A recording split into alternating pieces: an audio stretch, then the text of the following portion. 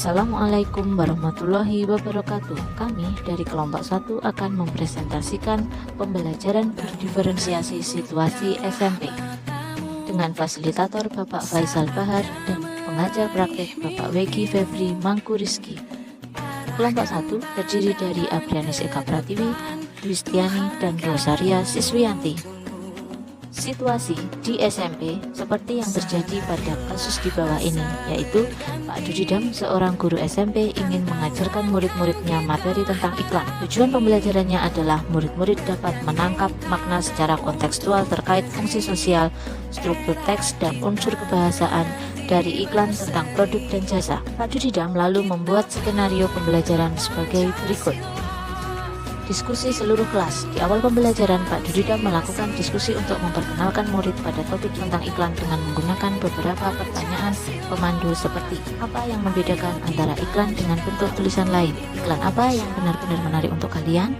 Apakah dibutuhkan biaya untuk membuat sebuah iklan? Jenis pekerjaan apa yang tersedia dalam periklanan? Kerja kelompok atau pasangan atau kelompok kecil.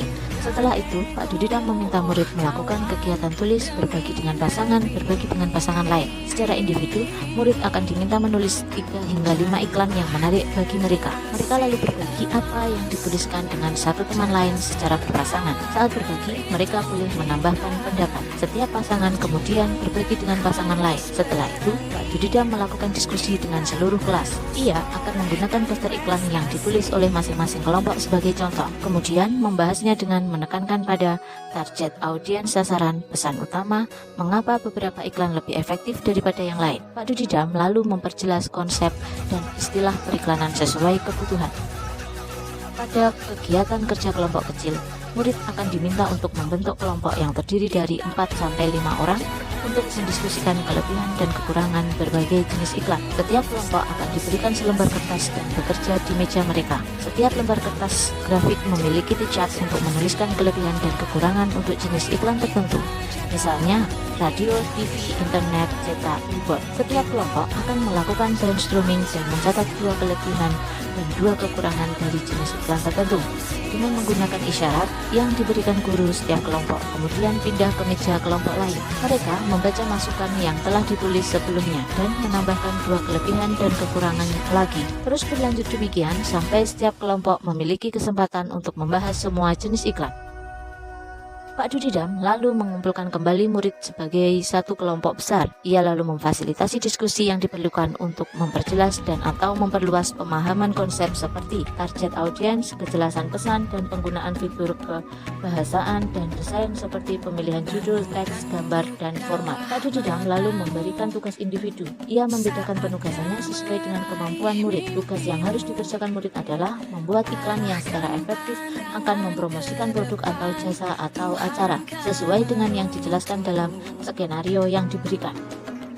Pak Dudidam menetapkan skenario tugas yang berjenjang sesuai dengan pengetahuan dan pemahaman konsep murid-muridnya. Perbedaan skenarionya adalah skenario 1 bersifat lebih konkret dan terstruktur dengan petunjuk langkah demi langkah dan mencakup semua informasi yang diperlukan untuk menyelesaikan tugas. Skenario 2 kurang terstruktur dan lebih terbuka dibandingkan skenario 1. Dan skenario 3 bersifat konseptual dan terbuka dan membutuhkan riset. Pak Dudidam mendorong murid untuk memilih lokasi di kelas yang mendukung cara mereka belajar dengan baik. Misalnya, sendirian di tempat yang tenang, dekat teman untuk memudahkan bertanya jika bingung, atau di area ruangan yang lebih ramai bersama murid-murid yang lain yang memungkinkan mereka untuk saling berbagi.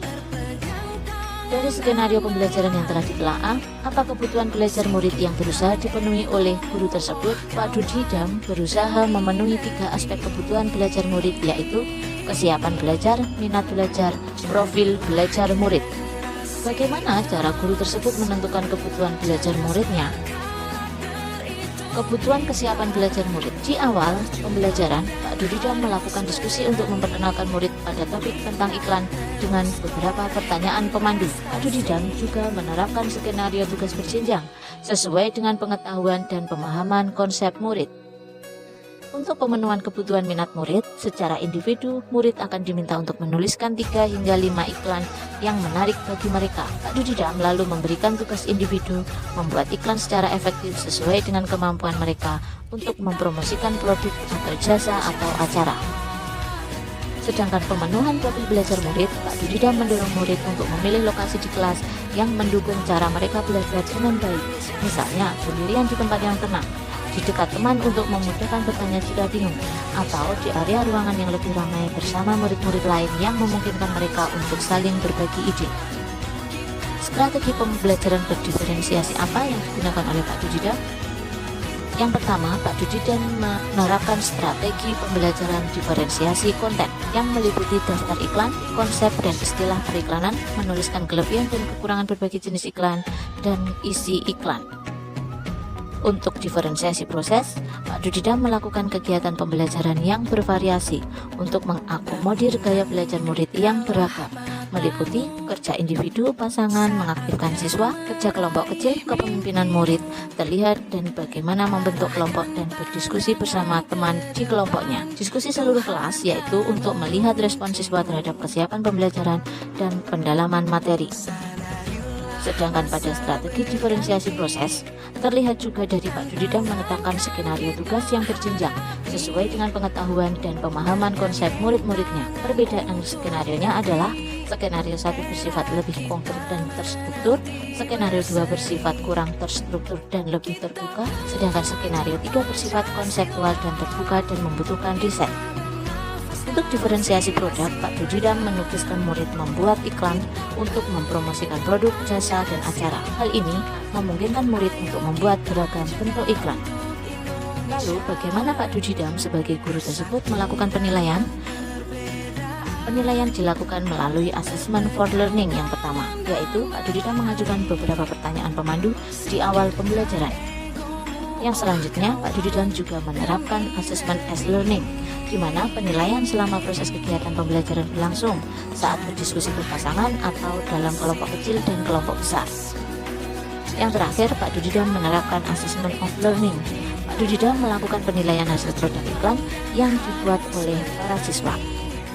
Demikian presentasi dari kelompok 1. Terima kasih. Guru Bergerak Indonesia Maju. Wassalamualaikum warahmatullahi wabarakatuh.